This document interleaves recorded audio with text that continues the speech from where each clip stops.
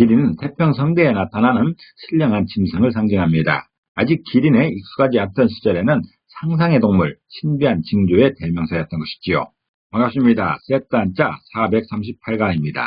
한자가 처음 각골문의 형태에서 지금처럼 변화한 이유는 필기도구의 발달에서도 찾을 수 있지만 사유의 구체화나 표현 방식의 전환도 있습니다.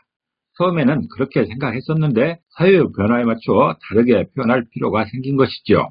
세트 한자는 다르게 표현한 그 필요를 찾고 있습니다. 오늘은 사슴 녹자에 관련된 5개 한자를 모아 세트 한자로 해석해 보겠습니다.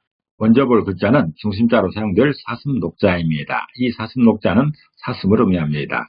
이 사슴 녹자는 3개의 부수로 나눠져 있는데 지범자와 또 하나의 부수와 비교할 비자로 구성되었습니다. 이 사슴 녹자는 사슴의 습성을 형성한 그런 글자입니다. 사슴의 모양과 습성을 동시에 형성한 것이죠. 사슴은 사나운 짐승이 아니기 때문에 자기를 보호하기 위해서 언덕이나 나무 등에 몸을 숨기고 있는 경우가 많습니다. 그리고 사슴은 뿔이 달린 멋진 모습이죠. 나무나 언덕 등에 숨어있는 모양을 지범자로 표현하는 것이고 사슴의 두 뿔과 균형 잡힌 몸매를 안에 있는 두 부수가 표현하는 것이죠. 이 사슴 녹자는 은폐물에 숨어있는 사슴을 형성한 글자로서 나무나 언덕 등에 몸을 숨기고 있는 뿔 달린 짐승 사슴을 표현하고 있습니다. 사슴 녹자의 사용 단어로서는 지록위마라는 말이 있습니다. 지록위마는 사슴을 가리켜 말이라고 한다는 뜻으로서 강압적으로 사실이 아닌 것을 사실로 인정하게 하는 것을 말하고 있습니다. 또 녹용이라고 할 때나 녹각이라고 할 때 사슴 녹자가 사용되고 있습니다. 사슴 녹자가 포함된 첫 번째 관련자는 고울여자입니다. 고울여자는 곱다는 뜻도 있고 아름답다는 뜻도 있습니다. 이 고울여자는 고울여변과 사슴 녹자로 구성되었습니다. 그 중에 고울여자는 사슴의 두 뿔을 표현하고 있습니다. 그리고 사슴 녹자는 사슴을 의미하지요. 그래서 고울여자는 2개의 뿔이 달린 사슴의 자태가 곱다라는 그런 표현입니다. 다시 말해서 사슴 머리에 달린 두 뿔의 자태를 아름답게 표현하고 있는 것입니다. 요즘에는 동물의 살상을 금지하는 추세이기 때문에 사슴뿔을 박제로 만든다든가 그런 경우는 드뭅니다.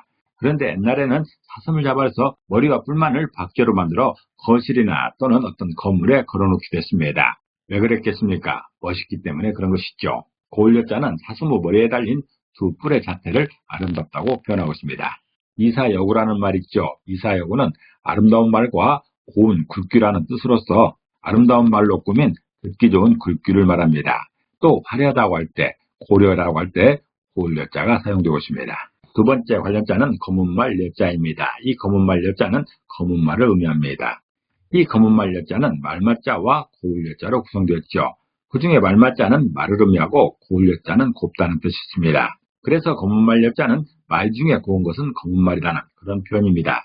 다시 말해서 가라말이라고도 불리는 검은말의 고운 자태를 표현하는 것이죠. 순우리말로 검은말을 가라말이라 합니다. 백말을 부르말이라고 하는 것이죠. 그림처럼 검은말의 자태는 참 아름답습니다. 일반적으로 장군들은 검은말을 타고 관리들은 흰말을 타게 됩니다. 흰말에 비해서 검은말이 훨씬 강인해 보이는 것이죠. 전쟁에서 위압감을 위해서는 검은말이 필요한 것이죠. 검은말 여자는 말 중에 고운 것이 검은말이라는 그런 표현입니다. 탐려득주라는 말이 있습니다. 탐려득주는 흥룡을 찾아 진주를 얻는다는 뜻으로서 큰 위험을 무릅쓰고 큰 이익을 얻는 것을 의미하고 있습니다. 이때 검은말 여자는 여룡을 의미합니다. 여룡은 흥룡을 말하는 것이죠. 검은 용을 말합니다. 또한 우리나라 경기도 여주시가 있죠. 경기도 여주시도 검은말 여자를 사용하고 있습니다. 세 번째 관련자는 티끌진자입니다. 이 티끌진자는 티끌을 의미하고 원지를 의미하기도 합니다. 이 티끌진자는 사슴녹자와 흑토자로 구성되었죠. 그 중에 사슴녹자는 사슴을 의미하고 흑토자는 흙을 의미합니다. 그래서 티끌진자는 사슴의 발 아래 흙이 티끌이라는 그런 설명입니다. 다시 말해서 달리는 사슴으로 인해 날리는 흙먼지를 표현하는 것이죠. 사슴뿐만 아니라 어떤 짐승이라도 달리게 되면 흙먼지가 날리게 됩니다. 그 중에서 티끌진자는 사슴의 발 아래 흙이 티끌이라는 그런 설명입니다. 사슴이 달릴 때 날리는 그 흙먼지를 표현하는 것이죠. 흉중생진이라는 말이 있습니다. 흉중생진은 가슴에 먼지가 생긴다는 뜻으로서 사람을 잊지 못하고 생각을 오래 하면서도 만나지 못함을 이루는 말입니다. 또 풍진이라는 말이 있습니다. 풍진이라는 것도 있죠. 네 번째 관련자는 기린기자입니다. 기린기자는 기린을 의미하죠. 이 기린기자는 사슴녹자와 그 기자로 구성되었습니다.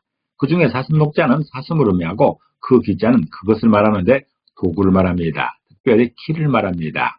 그래서 기린기자는 사슴 모양인데 키 같은 다리를 가졌다는 그런 표현입니다. 다시 말해서 기린은 몸은 사슴 같고 긴 다리를 키로 표현하고 있는 것이죠. 이때 키라는 것은 곡식 따위를 까불러 쭉정이나 티끌을 골라내는 도구를 말합니다. 이런 모양이지요.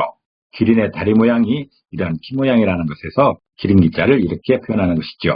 기린기자는 전체적으로 몸의 모양은 사슴처럼 생겼는데 다리 모양이 키처럼 생겼다는 그런 표현입니다. 사슴록자가 포함된 5번째 관련자는 기린린자입니다. 기린린자도 기린을 의미하죠. 이 기린린자는 사슴록자와 도깨비불 린자로 구성되었습니다.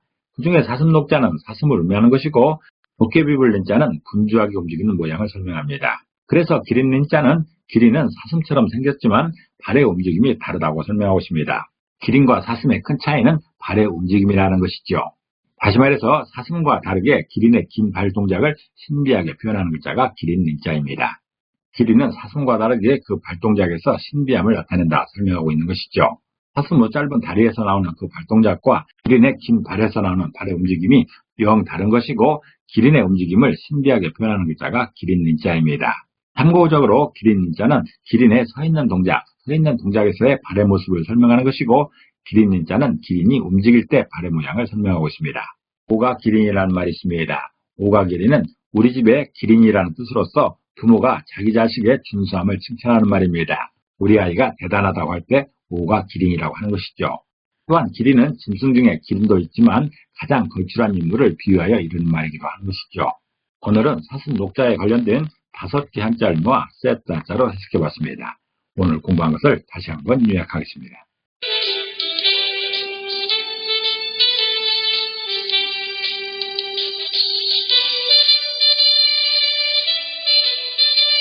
한자를 이해하려면 반복해서 시청하는 것이 제일 좋습니다. 또한 머리가 아닌 마음으로 알 수 있으면 더 좋겠지요.